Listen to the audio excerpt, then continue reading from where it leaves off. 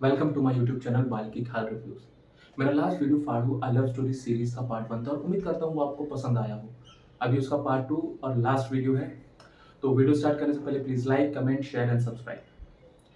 तो आज हम सलमान खान फैमिली के बारे में बात करने वाले हैं और अभय दुबे के कुछ फ्रेंड्स के बारे में। लास्ट टाइम हमने बात किया था दुबे फैमिली के बारे में, उनमें कौन कौन फैमिली मेम्बर हैं, कैरेक्टर है उनका क्या था। अब सलमान का फैमिली, यहाँ पे 3 मेंबर्स हैं।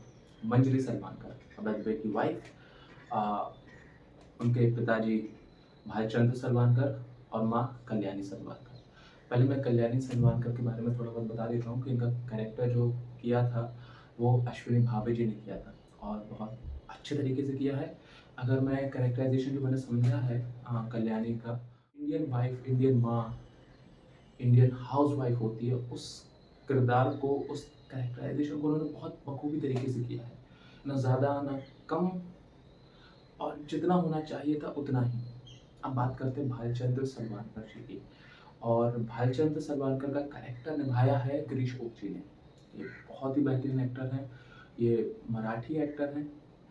और अगर जो मैंने कैरेक्टराइजेशन समझा है भालचंद्र सलवानकर का, तो ये है आप पॉजिटिव ऑप्टिमिस्टिक, चैलेंजेस पसंद है, आर्टिस्ट है, कविता लिखना पसंद है, कविता पढ़ना पसंद है, खराब इंसान में भी अच्छाई देखना, खराब परिस्थितियों में भी ना अच्छी चीज़ देखना, खूबसूरती देखना इस दुनिया की। क्रिश ओक जी ने इस किरदार को बहुत बखूबी तरीके से निभाया है। अगर मैं बोलूँ कि जो लास्ट टाइम मैंने बताया था कि बाकी एक्टर्स का कि उनका भाग 1, भाग 2, पार्ट 1, पार्ट 2 है, बट इनका एक ही कैरेक्टर और पूरी सीरीज़ में एक ही तरीके का था। बट उन्होंने उस कैरेक्टर को बहुत अच्छे से निभाया है, क्योंकि उस चीज़ को मेंटेन करना भी कठिन होता है और उन्होंने उसको इतने अच्छे से, मतलब उस कैरेक्टर को जिया। हो सकता है वो वैसे ही हो रियल लाइफ थिएटर में बताया गया था और सिखाया गया था। मेरे सीनियर्स बोलते थे मुझे कि कविता को वाक्य में कर देना और वाक्य को कविता में, अगर जिस एक्टर ने ये कर लिया वो कंप्लीट एक्टर है। उस टाइम पे बात समझ में नहीं आती थी, लेकिन अब थोड़ी बहुत आ जाती है और इनका ये काम देखने के बाद और सब कुछ समझ में आ चुका है मुझे।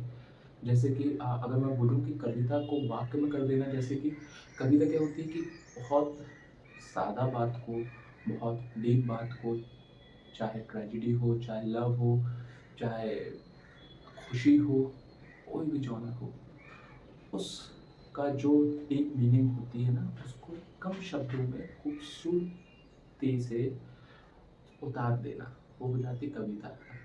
कविता कभी कभार राइमिंग में भी होती, कभी कभार राइमिंग में नहीं होती। और मुझे इतना टेक्निकल कविता का नहीं पता है, जितना है मैं उतना बता रहा हूँ। बट अब उस खूबसूरत रचना को अगर हम उसके मुद्दे के साथ हम ऑडियंस तक पहुँचा दें with emotion, with modulation, with expression, तो वो हो जाता है कविता को वाक्य में कन्वर्ट कर देना। और वाक्य को कविता में कन्वर्ट कर देने का मतलब है कि जो वाक्य होते हैं, जो टेक्स्ट होते हैं, वो बहुत डिटेल में होते हैं। उनमें मेन होता है टेक्स्ट, उनमें मेन होता है कंटेंट, मुद्दा। बट जब हम उस मुद्दे को, उस कंटेंट को बहुत खूबसूरती से ऑडियंस तक पहुंचा दें, तो वो हो जाता है वाक्य को कविता में कन्वर्ट करना। और ये कविता को वाक्य, वाक्य कविता में करने वाली बात गिरीश ओक, भालचंद्र सलवानकर, इन्होंने सीरीज में बहुत बखूबी तरीके से किया है। जैसे पहले आप ये सीन देखो।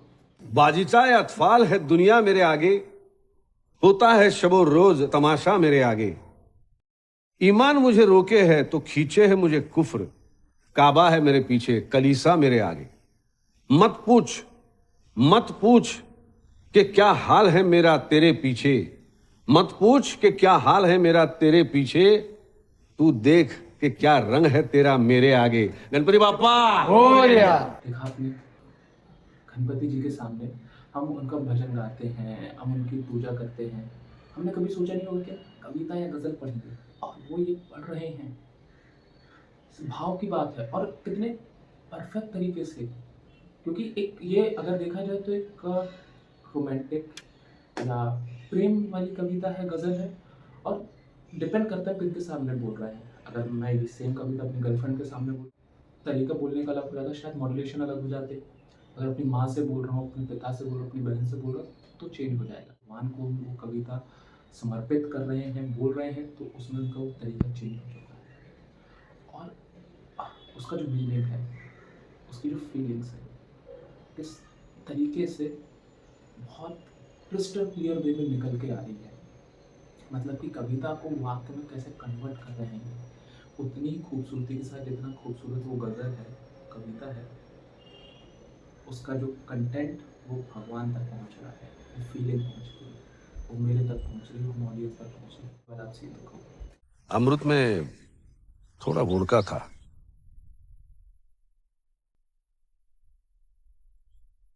कोई नशा वशा छोड़ने नहीं आया हो तुम यहाँ।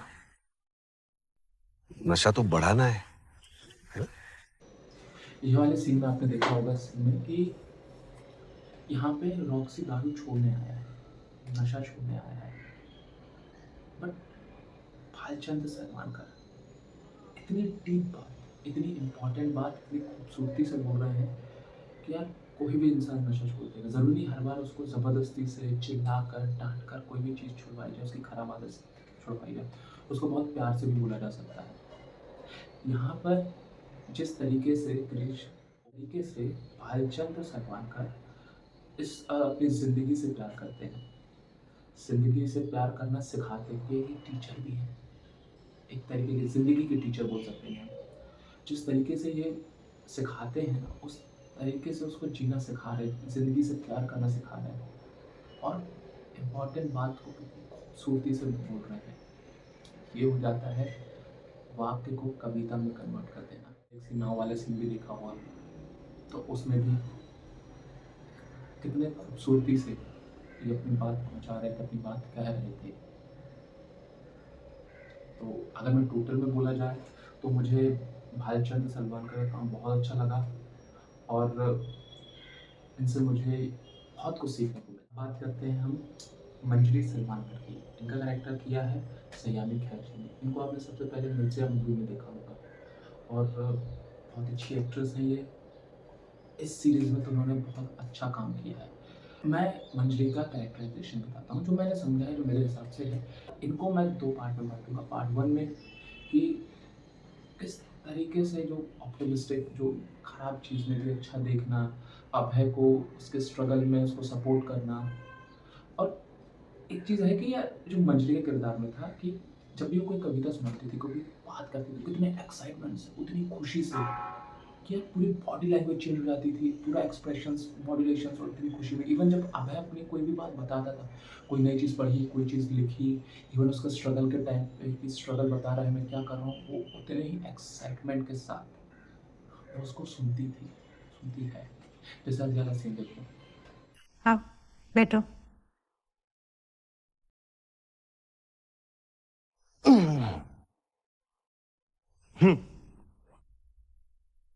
तो हमें पढ़ने में कभी नहीं आया क्योंकि सिलेबस ना इडियट लोग बनाते हैं। लेकिन सिल्विया प्लैथ की लाइफ ना दुनिया के सारे पोएट्स में से सबसे एक्साइटिंग है। तुम्हें पता है वो एक्सपीरियंस की पोएट्री नहीं करती, वो पोएट्री के लिए एक्सपीरियंस पैदा कर। कितने एक्साइटेड तरीके से, मतलब बॉडी लैंग्वेज देख सकते हो, कितनी एक्साइटेड बॉडी लैंग्वेज है। एक्सप्रेशंस एक्साइटेड वाले हैं, एक्साइटमेंट वाले हैं। उनका जो मॉड्यूलेशन पेस है डायलॉग का, वो। और होता है कभी कभी कुछ इमोशंस ऐसे होते हैं जिनको ना एक्सप्रेस करना कभी कभार मुश्किल हो जाता है। जैसे उसमें से होता है एक एक्साइटमेंट। देखिए, नाराज़ होना, गुस्सा होना, हंसना, रोना, ये एक स्ट्रेट इमोशंस है। बट जो एक्साइटमेंट वाला इमोशंस हो जाता है, घबराने वाले इमोशंस हो जाते हैं, इनमें कभी कभार ना कन्फ्यूजन हो जाता है कि यार कैसे करें। और इनका ये सीन देख के, इनका ये काम देख के मेरा तो डाउट बहुत कुछ क्लियर हुआ है कि यार इस तरीके से एक्साइटमेंट शो करना होता है, या इस तरीके से मैं एक्साइटमेंट शो करूँगा कि यार प्रॉपर बैलेंस होना चाहिए आपके बॉडी लैंग्वेज का, आपके इमोशंस का, आपके एक्सप्रेशंस का, आपके मॉड्यूलेशंस का। ऐसा नहीं होना चाहिए कि मेरी बॉडी लैंग्वेज फास्ट है एक्साइटमेंट में, बट मैं डायलॉग स्लो बोल रहा हूँ। और इन्होंने बहुत परफेक्ट और क्रिस्टल क्लियर तरीके से अपना एक्साइटमेंट शो किया है कि यार देख के भी ना मैं भी एक्साइटेड होकर गया।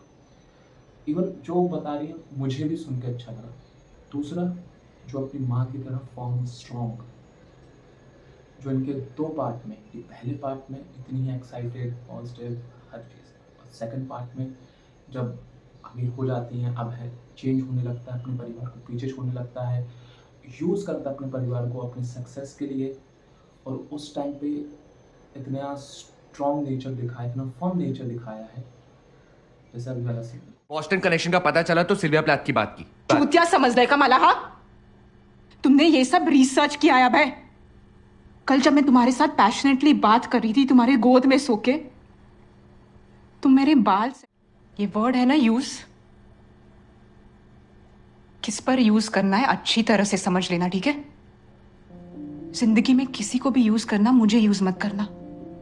इस सीन में कितना स्ट्रॉन्ग तरीके से और कितने फर्म तरीके से अपना डायलॉग डिलीवरी रखती हैं। इस टाइम पे इनका बॉडी लैंग्वेज थोड़ी फास्ट है बट स्ट्रॉन्ग। इन्होंने ये दिखाया कि हर वक्त नाराजगी में चिल्लाना जरूरी नहीं है,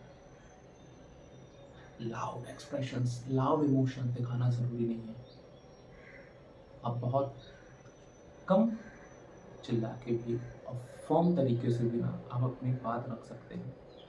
जब इन्होंने ये बताया कि यार जब आप बहुत एक डीप नाराज़गी होती है ना, डीप गुस्सा होता है, जब आपको बहुत ज़्यादा हर्ट हुआ होता है ना, उस टाइम पे ना इस तरीके से बोलना, जैसे कि यार गुस्सा बहुत है बट सामने इंसान कौन है, उसकी रिस्पेक्ट भी, मतलब फटना भी है और कंट्रोल भी करना है। और जब इन दोनों चीज़ का मिक्सचर होता है ना, तब ये स्ट्रॉन्ग इमोशन निकलता है कि यार सामने वाले की फट के हाथ में जा, यार कुछ तो गलत किया है।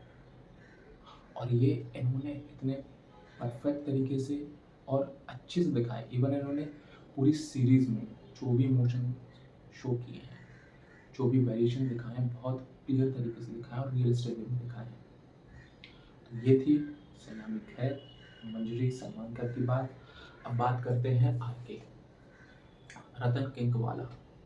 इनका कैरेक्टर निभाया है गुंजन जोशी जी ने। ये एक राइटर भी है यार। इनका कैरेक्टर मुझे बहुत अच्छा लगा, बहुत मज़ेदार कैरेक्टर था। अगर कैरेक्टराइजेशन की बात करूँ तो जितना मुझे समझ में आया है, ये जो इनका आर्क का कैरेक्टर था, एक दोस्तों का दोस्त, दुश्मन का दुश्मन। गंदा है पर धंधा है। ये पहले बार चलाते थे, डांस बार, जिसमें लड़कियां नाचती थी। फिर इनका डांस बार बंद हो जाता तो पीरियड मूवी के प्रोड्यूसर बन जाते हैं।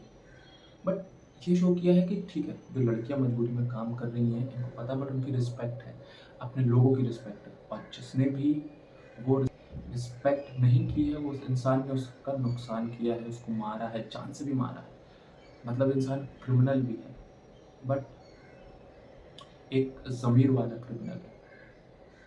ये अभय की हेल्प भी करता है उसका दोस्त बन के। तो यार ये कैरेक्टर मुझे बहुत मज़ेदार और बहुत अच्छा लगा, और गुंजन जोशी ने इसको बहुत परफेक्ट तरीके से निभाया भी है, जैसा भी अलग से।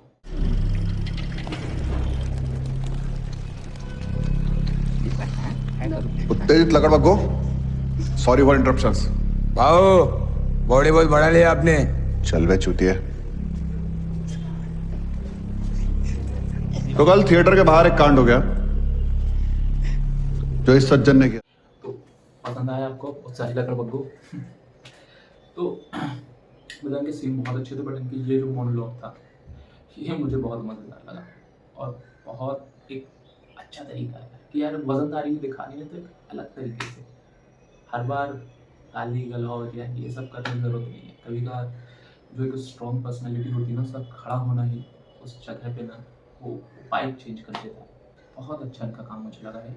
आदेश मिश्रा जी, और इनका कैरेक्टर किया है राकेश चतुर्वेदी ओम जी ने। यार बहुत मज़ेदार कैरेक्टर है इनका और बहुत स्ट्रॉन्ग कैरेक्टर। इनका कैरेक्टराइजेशन समझा है मेरे हिसाब से एक स्ट्रॉन्ग कैरेक्टर है, बहुत ज़्यादा स्ट्रॉन्ग यार, जिसके अंडर पूरी एक उदेशी फैमिली का बिजनेस जो है, उदेशी का बिजनेस, वो ये पूरा संभाल रहा है इंसान, हर काम ये कर रहा है। हाँ, ये कैरेक्टर इसे एक किसी के अंडर काम करना, पता है कि उसकी वैल्यू कितनी है, बट उसके बाद भी काम कर रहा है क्योंकि उसे उदेशी से इज्जत नहीं मिल रही है, बट उस काम के कारण बाहर इज्जत मिल रही है, इज्जत का भूखा है। बट वहीं पे अगर ये दोस्त है तो दोस्त के लिए हेल्प करने खड़ा हुआ है, तो लास्ट में अभय दुबे का हेल्प करता है ये।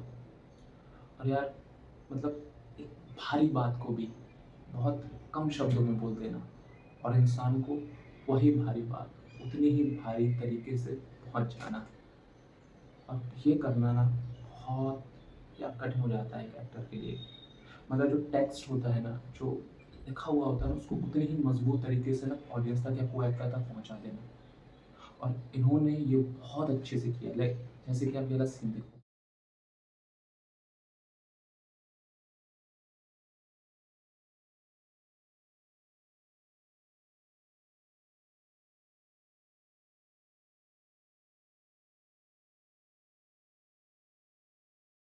देख देख, ये तू है। नैरेटिव ये बनेगा कि तुम तुकाराम नवलेकर को ब्लैकमेल कर रहे हो। तुकाराम की छोड़, इस सीन में जेल में तू जाएगा बड़े। छुट्टा बेइज्जती कर रहा है अभय की। ये जो हेडलाइन सर पे चढ़ी है ना, वो हम लोग बनाते हैं यहाँ बैठकर। आराम से कितने कल हथकड़ी में फोटो प्यारे छपेगा तरीके से, तेरा। मतलब प्यारा तो नहीं बोलूंगा, चल निकल यहाँ तो से। यार कितने हल्के होते हैं। उम्मीद करता हूँ ये पार्ट 2 का एंड था और आपको पसंद आया होगा। जो भी कुछ गलती हुई होगी मुझसे तो उसके लिए सॉरी, और उसको सुधारने की कोशिश करूँगा। और जो भी आपको लगता है मैं सुधार सकता हूँ, प्लीज़ मुझे कमेंट बॉक्स में कमेंट कीजिए। और please like, comment, share and subscribe, ताकि मैं और ऐसे वीडियोज़ लाता रहूँ। आपको मुझे सपोर्ट मिलता रहेगा तो मैं और अच्छे वीडियोज़ लाऊँगा। और हम एक्टर्स की बात करेंगे और सीरीज़ की बात करेंगे। और आपको जिसके बारे में बात करना है, जिस सीरीज़ के बारे में बात करना है, जिस एक्टर के बारे में बात करना है, किसी पर्टिकुलर एक्टर के बारे में, प्लीज़ मुझे कमेंट बॉक्स में बताइए। हम उनके बारे में डिस्कशन करेंगे। Thank you.